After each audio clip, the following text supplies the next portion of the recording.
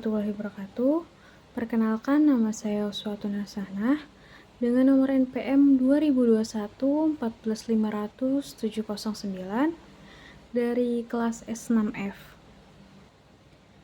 Video kali ini saya buat untuk memenuhi tugas pembinaan kompetensi mengajar dengan dosen pengampu Bapak Muhammad Ramadona, SE MPD. Video kali ini saya ingin bercerita bagaimana ketika saya menjadi guru. Mari simak videonya. Apa yang saya lakukan ketika saya menjadi guru? Ketika saya menjadi guru, saya akan menjadi guru yang berkompeten. Nah, maksudnya apa sih guru yang berkompeten ini? Guru yang berkompeten atau teacher competition atau kompetensi guru, menurut saya itu merupakan suatu tugas atau kewajiban yang harus ditanggung oleh guru, merupakan tanggung jawab dan layak dilakukan oleh seorang guru. Nah, kompetensi ini menyangkut juga menjadi pendidik yang berprofesional. Maksudnya dari pendidik yang berprofesional adalah ketika saya menjadi guru, tugas utama saya adalah mendidik peserta didik, lalu membimbing, lalu mengajarkan, menilai, melatih, dan mengevaluasi. Nah, menurut saya hal ini harus benar-benar dilakukan dengan tanggung jawab oleh seorang guru yang berkompeten. Karena guru itu sebagai learning agent atau agen pembelajaran oleh siswanya. Terlebih lagi di jenjang sekolah SD, SMP, sampai sekolah menengah atas. Guru ini merupakan berperan sebagai fasilitator utama atau pemacu dan tombak yang utama gitu untuk siswanya. Karena guru juga sebagai fasilitator juga sebagai motivator yang tidak hanya memberikan ilmunya, tetapi juga jadi motivator bagaimana siswa tersebut atau peserta didik tersebut dapat berkembang dan terus mempunyai pemikiran yang baik seperti itu. Lalu bagaimana kompetensi tersebut dapat saya jalani gitu, menjadi guru yang kompeten itu dapat saya jalani. Yang pertama ada kompetensi kepribadian. Bila saya menjadi guru, saya harus memiliki kompetensi kepribadian yang personal atau mencerminkan suatu kewibawaan seorang guru. Nah, maksudnya di sini adalah kepribadian saya adalah seorang yang dewasa, lalu seorang yang arif, berwibawa, stabil, berakhlak mulia, serta dapat menjadi teladan dari anak didik saya. Karena anak didik itu pasti melihat bagaimana gurunya bertindak. Mereka itu mudah untuk mencerna atau melihat bahkan mengikuti bagaimana guru tersebut bertindak dalam pembelajaran gitu. Yang kedua itu ada kompetensi pedagogik, yaitu kemampuan yang dimiliki seorang guru untuk memahami peserta didiknya dari merancang, pelaksanaan pembelajaran, juga bagaimana dapat mengevaluasi atau mengembangkan peserta didik tersebut. Nah, maksudnya seperti ini. Guru itu harus dapat melihat bagaimana potensi dari siswanya. Siswa latar belakang dari siswa itu kan berbeda-beda. Ada yang siswanya suka menghitung atau siswanya yang lebih condong kepada seni, lalu juga ada siswanya yang lebih condong kepada langsung praktek gitu tuh ada. Jadi guru harus bisa mengembangkan atau mengaktualisasi potensi yang ada dimiliki oleh peserta didiknya.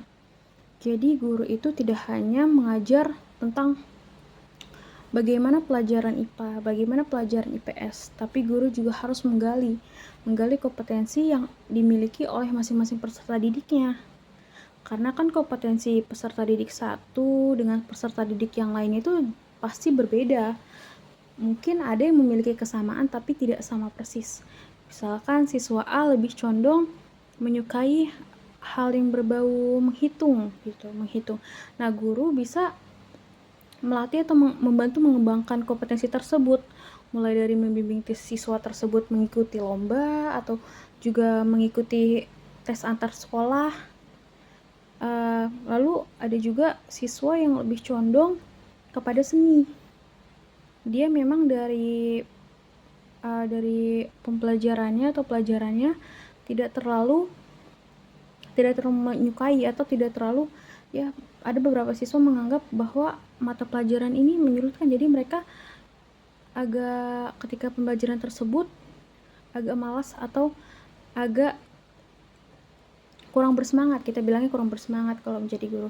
Jadi sebenarnya bukan siswa malas, tapi agak kurang bersemangat karena pembelajaran tersebut dinilai siswa bukan suatu yang mereka sukai gitu. Jadi guru harus bisa mengaktualisasi atau menggali potensi mereka. Dan yang paling penting, membantu mereka untuk terus berkembang dan menyalurkan kompetensi mereka yang miliki. Misalkan siswa tersebut suka menyanyi, maka guru bisa mendorong untuk siswa tersebut tampil jika ada di acara-acara sekolah. Lalu yang ketiga itu ada kompetensi sosial. Kompetensi guru ini meliputi kompetensi sosial yang harus dimiliki seorang guru. Nah, maksudnya ini apa sih kompetensi sosial seorang guru ini? Jika saya menjadi guru, kompetensi ini wajib saya miliki. Karena guru itu kan tugas pokoknya berkomunikasi ya, bagaimana menyampaikan suatu pembelajaran kepada siswa. Nah, bagaimana komunikasi tersebut dapat siswa mengerti gitu. Nah, ini merupakan salah satu komunikasi yang harus dimiliki oleh seorang guru gitu. Maksudnya gimana?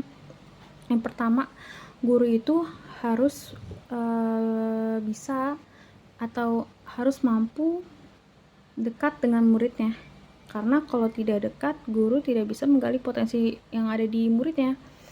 Lalu yang kedua adalah guru itu harus bergaul dengan tenaga kependidikan.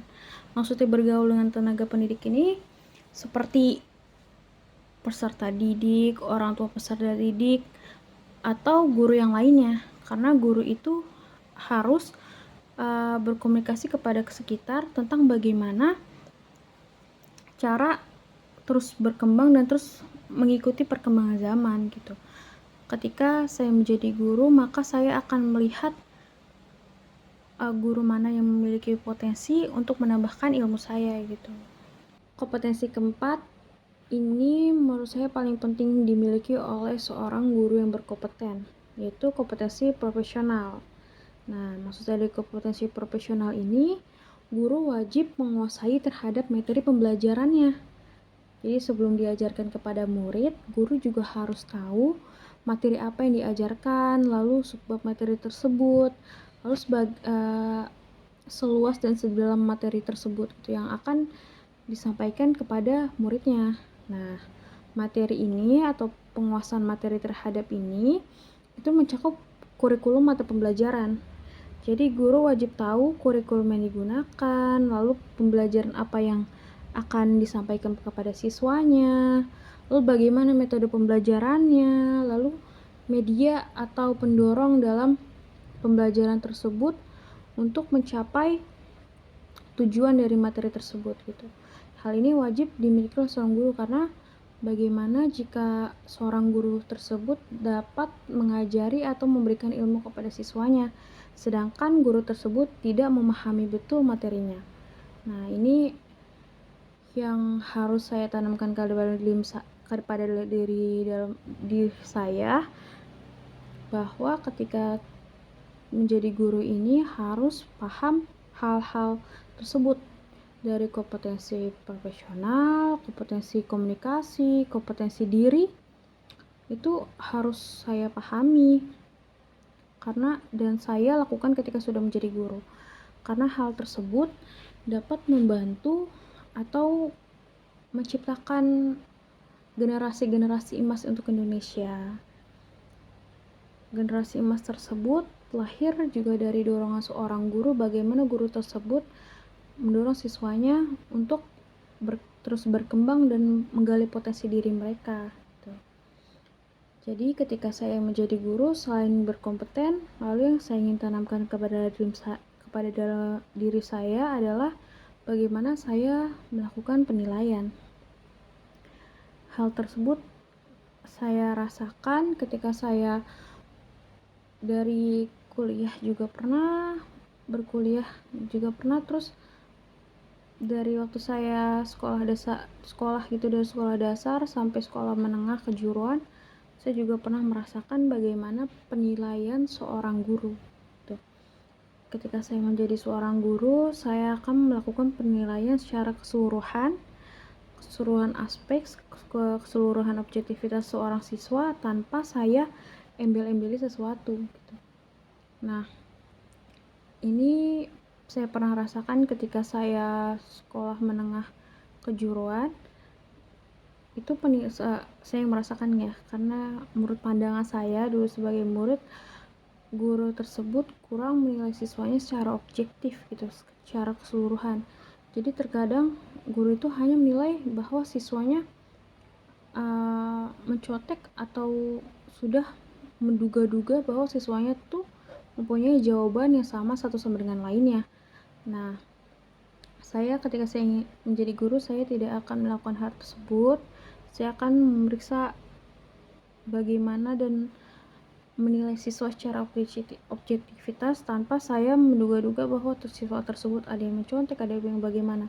Kadang ada seorang guru ketika UAS atau tes itu sudah bilang, ibu tidak ingin memeriksa jawaban kalian karena ibu sudah tahu bahwa jawaban kalian itu pasti sama semua. Itu hal tersebut harusnya tidak diperkenalkan diucapkan oleh seorang guru menurut saya, karena guru tersebut harus memeriksa jawaban tersebut karena tidak semua siswanya itu menyontek ya, hanya beberapa mungkin siswanya menyontek, tapi hal tersebut tidak boleh diungkapkan seorang guru ketika di depan gitu. Jika siswa beranggapan bahwa percuma saya belajar, percuma saya capek-capek untuk menulis, tapi ternyata guru tersebut tidak menilai atau tidak melihat jawaban siswanya gitu. Itu saja yang ingin saya sampaikan pada video kali ini. Terima kasih sudah menonton. Wassalamualaikum warahmatullahi wabarakatuh.